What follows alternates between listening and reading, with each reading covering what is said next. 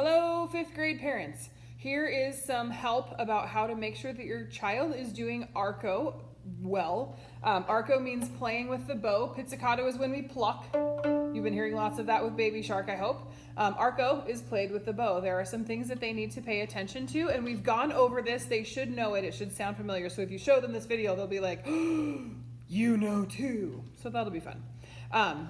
Arco is always done in play position. Always, always, always. So they'll have their instrument up.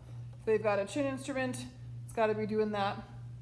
If they've got a cello, it needs to be nice and secure between their sternum and the floor with a C peg right behind their ear so that they can go, oh, I love my cello. Okay?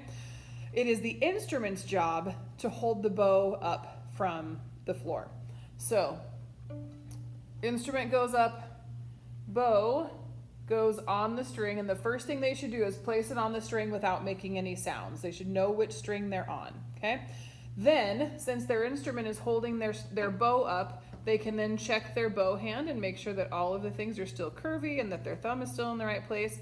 If they start to hold it like a steak knife or to hold it kind of weird like this or do any kind of, strange things, that's gonna make bad sounds. You don't want bad sounds. So make sure that they're checking their bow hold. So once they've got their bow hold good, and it's on the string without making any sounds, they want their bow to be approximately halfway between the bridge and the fingerboard and parallel with the bridge so that it's making an H.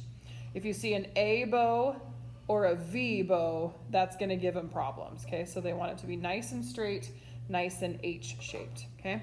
On the cello, that's gonna look like this, okay? So no A's, no V's, okay?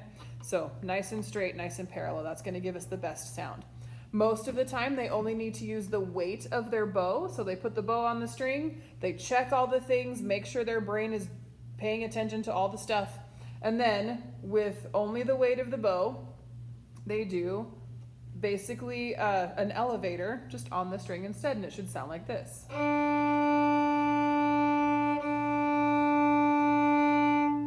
With no shrieking and no screeching and no scratchy weirdness, because we have souls and it matters.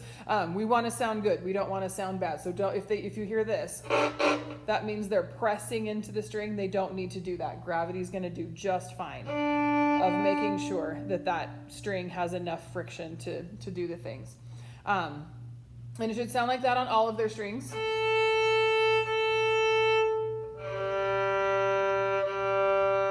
And then this is a violin, so here's an E string. Okay, violin parents, E strings are going to be potentially the scariest ones because they're E string. I describe them as tattletales. They will tell on kids if they are doing anything wrong. Your E string will be like, they're doing it wrong. So don't let them get away with screechy E strings. I won't even make the sound because.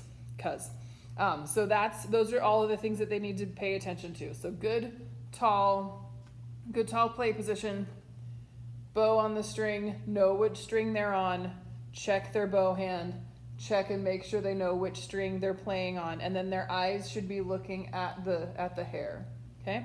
So those are the things. It should sound nice. If you have any questions, let me know. Thanks, bye.